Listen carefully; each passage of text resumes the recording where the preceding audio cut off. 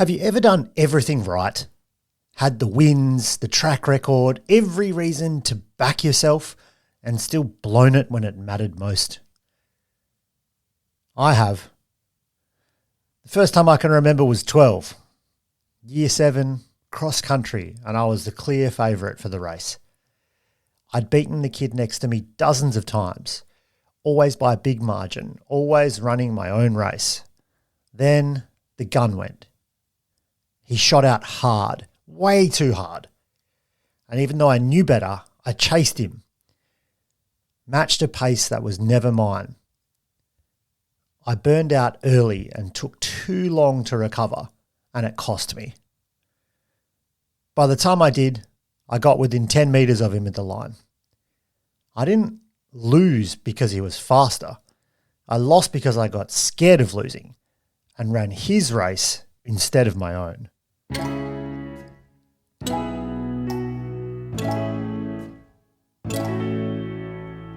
This is the Matt J. Hannum Show, where I have candid conversations with inspiring people and turn topics inside out to help you grow your business and create more freedom in life.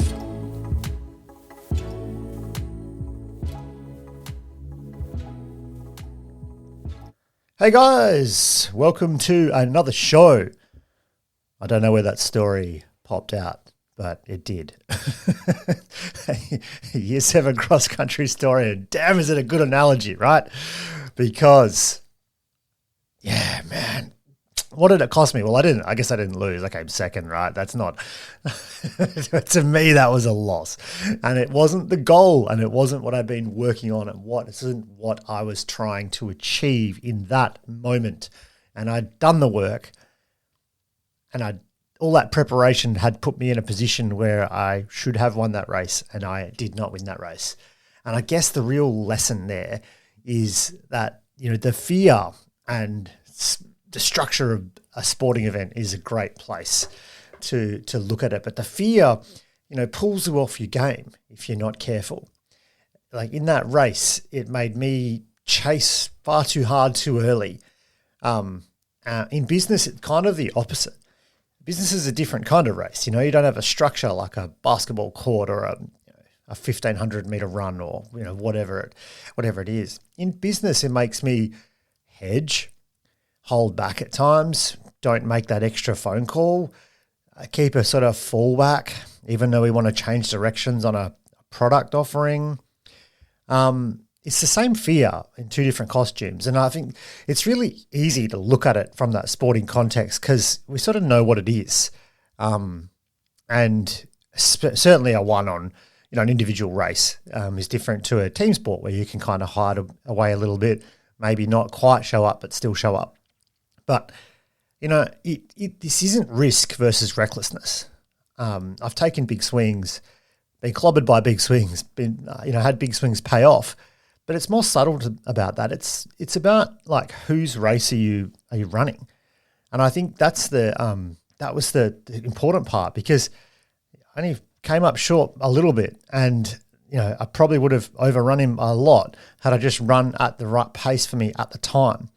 And I think this is where we can, you know, we need to be careful because the hedge is sort of fear in a suit, you know, and in a business context, I love a service-based business context, especially professional services kind of thing, because a few clients paying the bills, a few projects, a few jobs, you know, you keep your options open. You just get by. You can stay a bit diversified.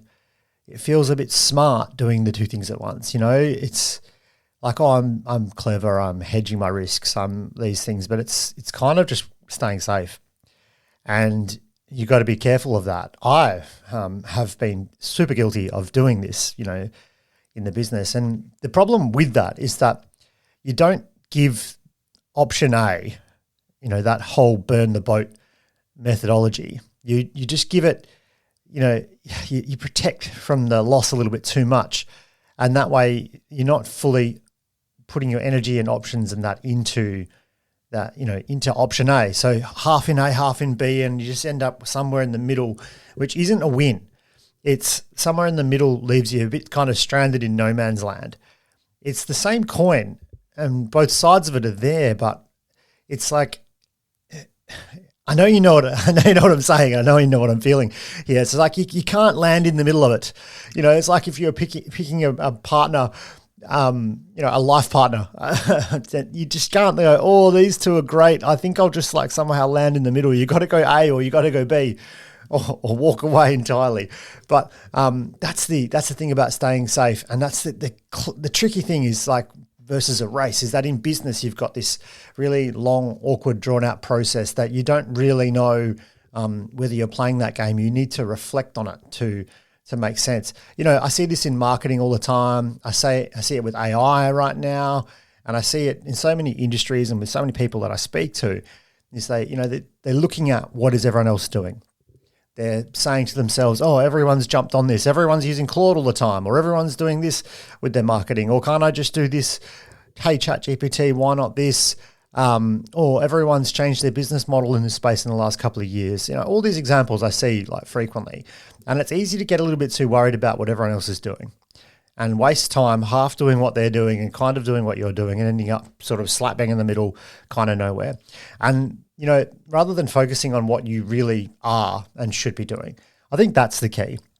So the analogy stands in all of life to run your own race, and a literal running race as a 12-year-old should give you some context on how important that is to just run your race, because 10 meters is nothing over a long race, and it should have been my race, but I matched him for the first, 500 meters at a ridiculous pace. The second thing is look at it in, life and business.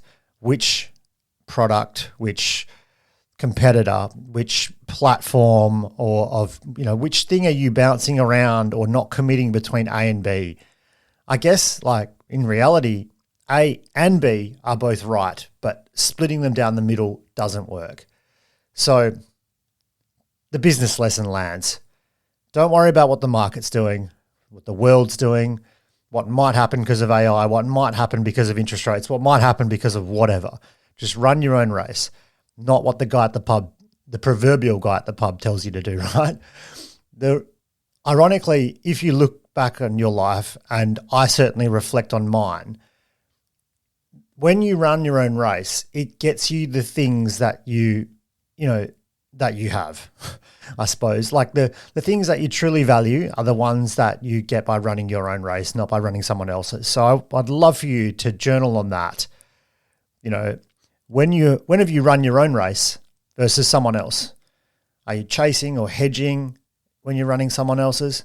I'd love to know in the comments, where you've run someone else's race and what that cost you. And I hope that cost then turned to a realization, and I'd love to know that too if you got there. So where are you running someone else's race? What does it cost you? And how have you transformed that into something new?